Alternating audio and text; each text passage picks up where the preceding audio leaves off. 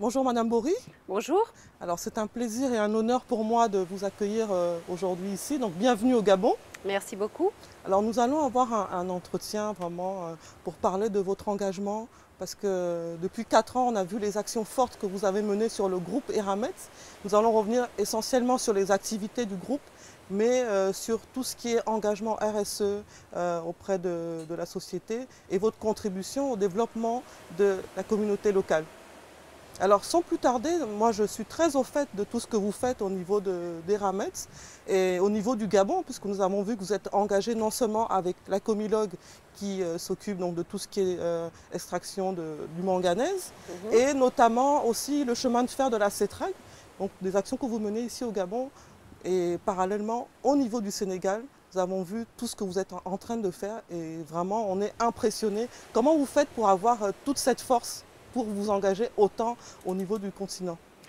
Bien écoutez, la RSE, c'est une conviction très forte que j'ai depuis toujours et que j'ai amenée et mise en place dès mon arrivée chez Eramet il y a 4 ans.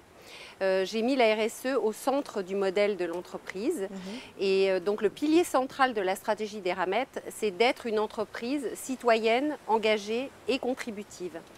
Et parce que je suis fondamentalement convaincue qu'on ne peut pas avoir d'activité pérenne quand on est dans les métiers dans lesquels nous sommes, la valorisation des ressources minérales des pays hôtes qui nous accueillent, sans avoir un engagement sociétal fort.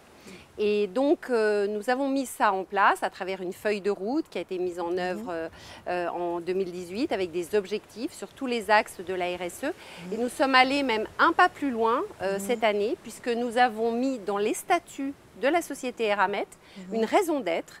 Et cette raison d'être, c'est d'être la référence, de devenir la référence de la transformation responsable des ressources minérales de la terre pour le bien vivre ensemble. Et donc c'est évidemment une vision très forte, c'est un cap, une vision, une colonne vertébrale pour nous tous, pour nos actions au quotidien, que ce soit les employés d'Eramet partout dans le monde et aussi nos parties prenantes. Excellent.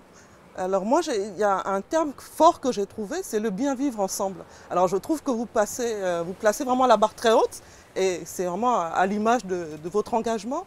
Alors vous êtes dans une espèce de co-construction parce que vous travaillez avec les pays hôtes. Est-ce que ce n'est pas difficile vraiment au quotidien de pouvoir vraiment travailler avec deux cultures différentes comme ça? Bien écoutez, ça n'est pas toujours facile parce qu'effectivement, en plus, les pays sont différents, les besoins sont différents. Chaque communauté locale a des attentes différentes et il faut beaucoup écouter. Et nous avons mis en place des mécanismes de concertation dans tous les pays dans lesquels nous sommes pour écouter les communautés qui sont autour de nous, donc leurs représentants. Et en général, nous avons des commissions de concertation avec les autorités et les communautés locales pour décider des initiatives que nous faisons ensemble. Mais nous allons même plus loin, nous voulons vraiment écouter tout le monde, y compris ceux qui ne sont pas toujours représentés dans ces commissions, comme les femmes, les jeunes, les personnes âgées. Et nous voulons être vraiment inclusives pour être cette entreprise contributive qui écoute les gens et qui donc répond aux vrais besoins de la population. Très bien. Alors justement, comme vous en parliez, votre approche elle est essentielle en termes de développement et je vois vraiment qu'au cœur de tout ce que vous nous expliquez ici, les femmes et les jeunes sont vraiment au cœur de tout ce que vous êtes en train d'engager. Est-ce que vous pouvez nous dire un peu plus sur vos actions envers les jeunes, envers les femmes, des actions, on va dire, que moi aussi je porte très cher dans mon engagement aussi? Alors c'est vrai que vous avez un engagement très fort envers les jeunes, notamment en matière d'éducation et d'éducation digitale et vraiment c'est très bien et nous travaillons en coopération.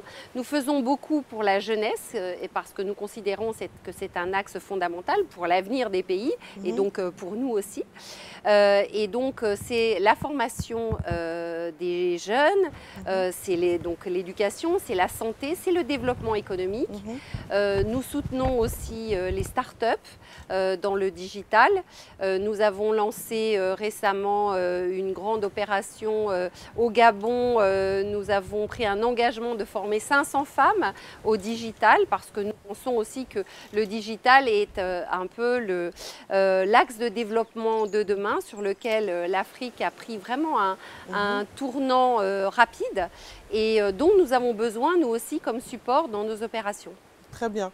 Alors ceci, ça me conforte parce que parallèlement, je suis coordinatrice de la cellule genre et handicap et forcément, dans cette cellule-là, on formera d'autres femmes aussi au digital. Donc j'espère qu'avec la Comilog, on pourra commencer aussi une très belle aventure. Alors moi, je suis vraiment votre action au niveau du Gabon. Vraiment, je regarde ça de très près, surtout au niveau de la transformation numérique. Mais au niveau de l'Afrique, vraiment, est-ce que vous avez d'autres engagements? Parce que j'ai vu le Sénégal, puis j'ai vu aussi qu'au niveau du Cameroun, vous avez commencé justement à développer quelque chose dans l'exploration. Alors effectivement, nous développons en Afrique, nous avons une activité minière importante au Sénégal, à GCO. Et là, le défi est important parce que notre activité, elle consiste en une drague qui se déplace de plusieurs kilomètres par an. Et nous devons déplacer des populations qui sont restées sur la concession et qui se trouvent sur le chemin de la drague. Donc ça s'anticipe plusieurs années à l'avance. Nous travaillons avec ces populations pour savoir où elles veulent être déplacées, dans quelles conditions, recréer un habitat qui soit dans des conditions meilleures que ce qu'ils avaient auparavant, restaurer leurs moyens de subsistance, les cultures, les plantations, et puis aussi les former pour diversifier leurs activités économiques. Nous avons formé plus d'une vingtaine de GIE qui sont en fait portent des fruits sur plus de 1000 personnes pour développer l'activité économique. Donc au Sénégal, nous faisons beaucoup et c'est quelque chose que nous sommes en train de développer également au Cameroun où là, nous n'avons pas encore d'activité en exploitation, nous faisons de l'exploration, mais nous avons déjà commencé en phase d'exploration, à travailler avec les communautés pour savoir comment elles envisageaient la coopération et la coexistence avec Eramet dans le pays. Donc nous avons la même approche partout et je voudrais revenir 2 minutes sur le digital parce que c'est très important pour nous. Nous développons la mine 4.0. Il y a beaucoup d'enjeux digitaux dans nos métiers, contrairement à ce que certains peuvent penser. Les géologues utilisent beaucoup d'intelligence artificielle. Nous avons des drones pour surveiller nos mines et leur environnement. Nous mettons des capteurs connectés un peu partout pour surveiller le trafic des trains, pour pouvoir mieux gérer le trafic à la CETRAG. Donc, nous utilisons donc beaucoup de digital, de numérique. Et pour ça, on a besoin d'un écosystème autour de nous, de gens formés, de start-up. Et donc, tout ce que vous faites, tout ce que nous pouvons aider à faire pour développer cette culture digitale dans les pays africains, auprès des jeunes notamment, qui sont très friands de ces technologies, c'est très important aussi pour notre développement à nous. Très bien. Donc, je suis vraiment de concert à ce que vous dites parce que le digital et tout ce qui est innovation, on a vu depuis la Covid-19, vraiment l'Afrique s'est transformée. On a vu que de plus en plus, les pays africains, ils ont été très, très résilients et tout le monde est dans une démarche vraiment d'innovation. Et je pense que vous êtes vraiment un catalyseur, on va dire, aujourd'hui pour le développement à ce niveau-là. Maintenant, après le numérique et l'innovation, au niveau de l'environnement, du développement durable, comment vous voyez votre engagement? Parce que là, vous êtes parti sur un nouveau mandat, donc voilà, vous avez sûrement en fait une vision encore plus grande. L'environnement est évidemment extrêmement important pour une société comme la nôtre et nous voulons aller évidemment au-delà de ce qui doit être fait, c'est-à-dire déjà éviter d'avoir trop d'impact négatif dans nos activités. Elles ont forcément de l'impact sur l'environnement, donc ce qu'on fait c'est de minimiser au plus possible l'impact négatif que nous avons. Nous réhabilitons les sites, nous préservons l'eau, nous préservons la biodiversité. Un bon exemple, par exemple, au Gabon, c'est que nous avons ouvert un nouveau plateau pour la mine d'Okouma et nous avons étudié avant toute la biodiversité de ce plateau. Et nous avons sur ce plateau notamment des forêts-galeries qui sont extrêmement riches en biodiversité. Il y a des chimpanzés, il y a d'autres espèces qui sont des espèces protégées. Et donc nous avons préservé, gelé une partie du gisement qui est importante, où nous avons décidé de ne pas exploiter pour préserver ces forêts-galeries et préserver toute leur biodiversité. Et nous avons un engagement d'être en net positif sur la biodiversité. Donc nous faisons ailleurs d'autres choses en faveur de la biodiversité et notamment nous avons inauguré en juin une fondation de biodiversité au Gabon, la fondation de la Lekedi. Nous avons un parc de biodiversité et ça, ce sont le type d'engagement que nous prenons ailleurs dans le monde au sujet de l'environnement parce qu'au-delà de préserver tout ce qui est l'impact négatif que nous pouvons avoir, nous voulons aussi avoir une contribution positive à l'environnement.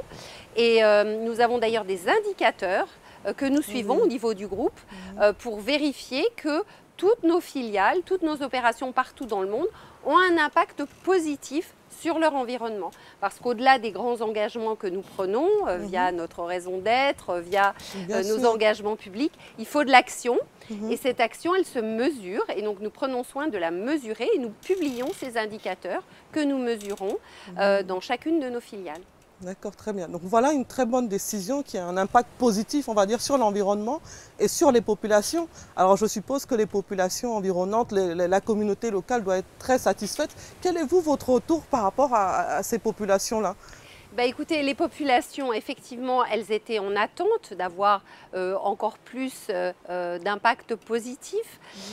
Et je pense que ces attentes, elles ne feront que monter dans le monde d'aujourd'hui. Il y a une attente de plus en plus forte vis-à-vis des entreprises.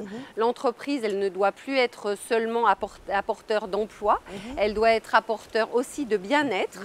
Et nous, notre vocation, c'est non seulement d'être appréciés, tolérés là où nous sommes, mais nous voulons être aimés.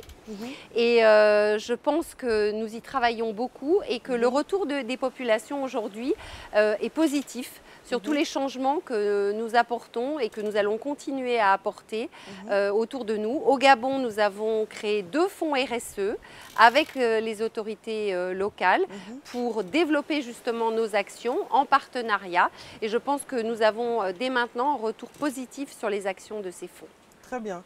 Écoutez, on arrive au terme de notre entretien. Simplement un dernier mot pour clôturer vraiment cette discussion. Est-ce que vous avez un dernier mot pour les femmes, pour les jeunes filles qui vous regardent et que vous inspirez toujours au quotidien? Eh bien écoutez, je vais leur dire d'abord d'oser.